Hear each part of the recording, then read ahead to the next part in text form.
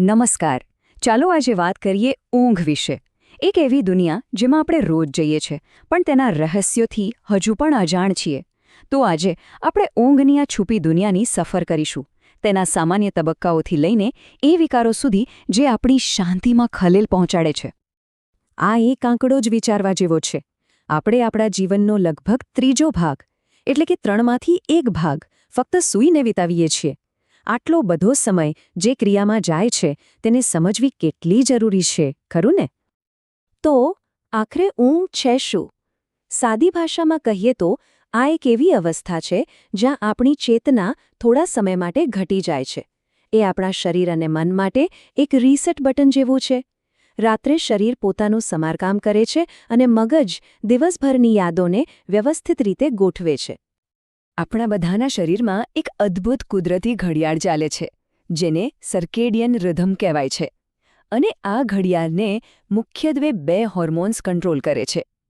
જેવું અંધારું થાય, મેલાટોનિન નામનો હોર્મોન શરીરને કહે છે, ચાલ ભાઈ, હવે સૂવાનો સમય થઈ ગયો. અને સવારે જેવો સૂર્યપ્રકાશ આવે, કોર્ટિસોલ નામનો હોર્મોન આપણને જગાડે છે. પણ મજાની વાત એ છે કે ઊંઘ કોઈ એક સળંગ અવસ્થા નથી. એ તો એક આખી મુસાફરી છે. દર રાત્રે આપણે લગભગ 90 મિનિટના 4 થી 6 ચક્રોમાંથી પસાર થઈએ છીએ, એક પછી એક. તો ચાલો હવે આ 90 મિનિટની મુસાફરીના દરેક પડાવને થોડો નજીકથી જોઈએ, જાગૃત અવસ્થાથી શરૂ કરીને ગાઢ આરામ સુધી. તો આ સફર શરૂ ક્યાંથી થાય છે? જુઓ, જ્યારે આપણે જાગતા અને સક્રિય હોઈએ ત્યારે મગજમાં બીટા તરંગો હોય છે. પછી ધીમે ધીમે આરામ કરતી વખતે તે આલ્ફા તરંગોમાં ફેરવાય છે. અને પછી આવે છે પહેલો તબક્કો, થીટા તરંગો સાથેની હળવી ઊંઘ, જેમાં કોઈ નાનો અવાજ પણ આપણને જગાડી શકે છે. ત્યાંથી આગળ વધીએ તો બીજા તબક્કામાં આપણી ચેતના ઓછી થવા લાગે છે. પછી આવે છે ગાઢ ઊંઘનો તબક્કો, ડેલ્ટા તરંગો સાથે, જ્યાં શરીરને સૌથી વધુ આરામ મળે છે.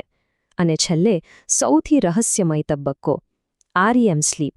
અહીં મગજ તો લગભગ જાગતું હોય તેટલું સક્રિય હોય છે, પણ શરીર એકદમ સ્થિર, લકવાગ્રસ્ત જેવું હોય છે. અને હા, સૌથી સ્પષ્ટ સપના પણ આ જ તબક્કામાં આવે છે. પણ શું થાય જ્યારે આપણી આ રાત્રિની મુસાફરી પાટા પરથી ઉતરી જાય? ત્યારે શરૂ થાય છે ઊંઘના વિકારોનો સંઘર્ષ. અને તેમાં સૌથી સામાન્ય છે અનિદ્રા, એટલે કે ઇન્સોમ્નિયા. અનિદ્રા એટલે ખાલી 1-2 રાત ઊંઘ ન આવી એવું નથી. ના, જ્યારે ઊંઘ આવવામાં, ઊંઘ ટકાવી રાખવામાં કે પછી બહુ વહેલા જાગી જવાની સમસ્યા સતત રહે અને તેની અસર આપણા રોજના કામકાજ અને મૂડ પર પડવા લાગે, ત્યારે તેને અનિદ્રા કહેવાય. આ આંકડા જુઓ, લગભગ ત્રીજા ભાગના લોકોને ક્યારેક ને ક્યારેક ઊંઘની તકલીફ થાય છે, પણ એમાંથી લગભગ 4% લોકો માટે આ એક ગંભીર મેડિકલ સમસ્યા બની જાય છે, જેને પ્રાથમિક અનિદ્રા વિકાર કહે છે. તો આનો ઉપાય શું? રસપ્રદ વાત એ છે કે અનિદ્રાનો પહેલો અને સૌથી અસરકારક ઉપચાર કોઈ ગોળી નથી. એ છે CBTI નામની થેરપી. એટલે કે ગોળીઓ પહેલાં પોતાની ઊંઘવાની આદતો સુધારવી અને ઊંઘ વિશેના જે નકારાત્મક વિચારો હોય તેને બદલવા પર ભાર મુકાય છે. પણ શું અનિદ્રા એકલી જ સમસ્યા છે? ના, એ સિવાય પણ ઘણા વિકારો છે જે રાત્રિના આરામમાં અવરોધ બની શકે છે. ચાલો એમાંથી કેટલાક પર નજર કરીએ. ઓબ્સ્ટ્રક્ટિવ સ્લીપ એપ્નિયા, કે ટૂંકમાં OSA.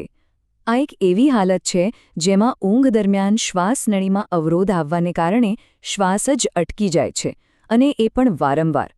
વ્યક્તિને આની ખબર પણ નથી પડતી, પણ આના લીધે ગાઢ ઊંઘ ક્યારે મળતી નથી અને આખો દિવસ થાક લાગે છે. આના જોખમી પરિબળો યાદ રાખવા માટે એક સરળ રીત છે, જેને સ્ટોપ બેંક કહેવાય છે. જેમ કે જોરથી નસકોરા બોલવા, દિવસભર થાક લાગવો, હાઈ બ્લડ પ્રેશર હોવું કે પછી વજન વધારે હોવું. આ બધા OSAના સંકેત હોઈ શકે છે. હવે એક બીજી વિચિત્ર તકલીફ વિશે વાત કરીએ, રેસ્ટલેસ લેગ સિન્ડ્રોમ. કલ્પના કરો કે રાત્રે શાંતિથી સૂવાનો પ્રયત્ન કરો છો અને પગમાં એક એવી બેચેની થાય છે કે તેને હલાવ્યા વગર રહી જ ન શકાય. આ જ છે RLS. આના મુખ્ય લક્ષણોને ઓળખવા માટે URJ શબ્દ ખૂબ કામનો છે. પગ હલાવવાની તીવ્ર ઈચ્છા, જે આરામ કરતી વખતે વધી જાય છે, ચાલવાથી થોડી રાહત મળે છે, અને આ તકલીફ ખાસ કરીને સાંજે અને રાત્રે વધારે થાય છે. હવે વાત કરીએ પેરાસોમ્નિયાની. આ કોઈ એક બીમારી નથી, પણ આખી એક કેટેગરી છે જેમાં ઊંઘ દરમિયાન થતી અજીબ હરકતોનો સમાવેશ થાય છે, જેમ કે ઊંઘમાં ચાલવું, બોલવું કે પછી બીજી કોઈ અસામાન્ય ક્રિયા કરવી. આમાં સૌથી ડરામણો અનુભવ કદાચ સ્લીપ પેરાલિસિસ છે. જરા વિચારો, આંખ ખુલી ગઈ છે, મગજ જાગી ગયું છે, પણ શરીર હલી નથી રહ્યું, અને ઉપરથી એવો ભ્રમ થાય કે રૂમમાં કોઈક છે. ખરેખર ભયાનક અનુભવ. તો ચાલો આ ત્રણેય અનુભવો વચ્ચેનો તફાવત બરાબર સમજી લઈએ. દુઃસ્વપ્ન રેમ ઊંઘમાં આવે છે અને આપણને એ સપનું બરાબર યાદ રહે છે. નાઇટ એરર ગાઢ ઊંઘમાં થાય છે, જેમાં વ્યક્તિ ચીસ પાડીને ઉઠે છે, પણ તેને સપનું યાદ નથી હોતું, માત્ર ડર યાદ રહે છે. અને સ્લીપ પેરાલિસિસ ત્યારે થાય છે જ્યારે આપણે રેમ ઊંઘમાંથી જાગી રહ્યા હોઈએ, જેમાં આપણે સભાન હોઈએ છીએ પણ હલી શકતા નથી. આગળનો વિકાર છે નાર્કોલેપ્સી. આ એક એવી ન્યુરોલોજીકલ સ્થિતિ છે જેમાં મગજનું ઊંઘ અને જાગૃતિ વચ્ચેનું જે સ્વિચ હોય છે એ જ બરાબર કામ નથી કરતું. આના કારણે વ્યક્તિ ગમે ત્યારે ગમે ત્યાં અચાનક ઊંઘી જાય છે. આના પણ 4 મુખ્ય લક્ષણો છે, જેને આપણે CHAP તરીકે યાદ રાખી શકીએ. C એટલે કેટેપ્લેક્સી, જેમાં હસવા કે ગુસ્સો કરવા જેવી તીવ્ર લાગણી વખતે શરીરના સ્નાયુઓ અચાનક ઢીલા પડી જાય છે. H એટલે હેલ્યુસિનેશન્સ, એટલે કે ઊંઘતા કે જાગતી વખતે આભાસ થવો. A એટલે સ્લીપ અટેક્સ, એટલે કે અચાનક ઊંઘ આવી જવી. અને P એટલે સ્લીપ પેરાલિસિસ.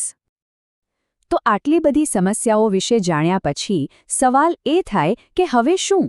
જવાબ છે જાગૃતિ. આ સમસ્યાઓ વિશેનું જ્ઞાન જ આપણને સુખાકારી તરફ દોરી શકે છે. આખી વાતનો સાર એટલો જ છે કે આપણી ઊંઘની આ જટિલ સફરને સમજવી એ માત્ર રસપ્રદ નથી પણ જરૂરી છે. કારણ કે જ્યારે આપણી રાત સારી હોય ત્યારે જ આપણો દિવસ સારો બની શકે છે. સારી ઊંઘ એટલે સારું જીવન. તો છેલ્લે એક સવાલ સાથે આપણે અહીં અટકીએ. આપણી ઊંઘ આપણને પોતાના સ્વાસ્થ્ય વિશે શું કહેવા માંગે છે? એ જે સંકેતો આપી રહી છે, શું આપણે તેને સાંભળી રહ્યા છીએ? એ સાંભળવું અને સમજવું ખૂબ જ જરૂરી છે.